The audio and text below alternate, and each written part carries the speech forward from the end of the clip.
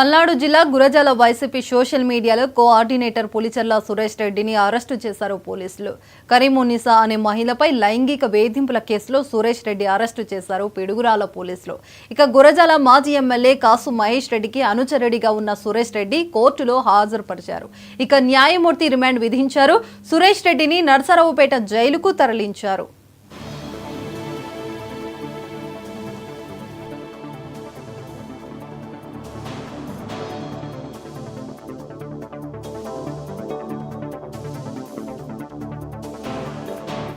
తనను వేధించిన సురేష్ రెడ్డిని కఠినంగా శిక్షించాలని డిమాండ్ చేశారు బాధితులు.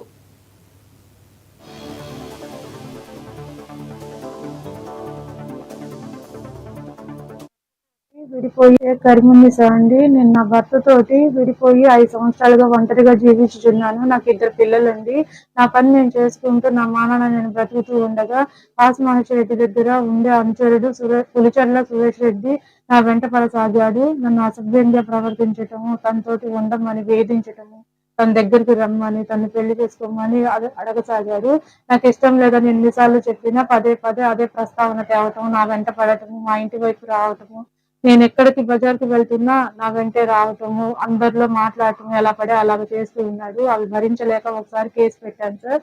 పవన్ సార్ గారు ఉన్నారు అప్పుడు. ఆయన వెంటనే 1 గంటలో పిలిపించి అతన్ని మందలించడం అలా చేశారు. అతని చేత నాకు క్షమాపణలు కూడా చెప్పించారు. నేనేమి చెయ్యను, ఏమి వెంటపడను అని మాట ఇచ్చి మళ్ళీ ఆ 2వ రోజు నుంచే నన్ను వెంటపడసాగాడు సార్.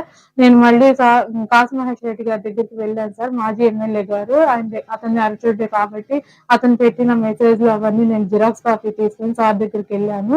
వెళ్తే ఏంటమ్మా ఇవన్నీ అని అంటే, ఇలా కేసు అవుతున్నాడు సార్, మీ పక్కనే ఇలా మెసేజ్లు పెట్టాడు, ఇలా వెంటపడి వేధిస్తున్నాడు అని చెప్పి అవి సాక్ష్యాలు కూడా చూపించాను సార్. చూపిస్తే నేను మందలిస్తానమ్మా అని చెప్పారు. ఆయన ఏమీ పట్టించుకోలేదు. నాకు అక్కడ ఏమీ న్యాయం జరగలేదు. ఆ తర్వాత కూడా వేధింపులకి గురి అయ్యాను నేను. ఇలా ఎన్నాళ్ళు సాగాలని ఆలోచించుకొని నాలో నేనే బాధపడి మళ్ళీ కేసు పెట్టడానికి వెళ్ళాను సార్. నాకు అక్కడైనా న్యాయం జరుగుతుందని నేను భావిస్తున్నాను. మీరే ఎలాగైనా నాకు న్యాయం చేయాలి సార్. ఇలాగే నాలాగా ఇంకే ఆడపడిచి బాధపడకూడదు, వాళ్ళు ఇబ్బందులు గురి కాకూడదు సార్. మీరే ఎలాగోలా న్యాయం చేయాలి సార్. కరీమున్నిసా అండి. నేను నా భర్తతోటి విడిపోయి 5 సంవత్సరాలుగా ఒంటరిగా జీవించుచున్నాను. నాకు 2 పిల్లలండి. నా పని నేను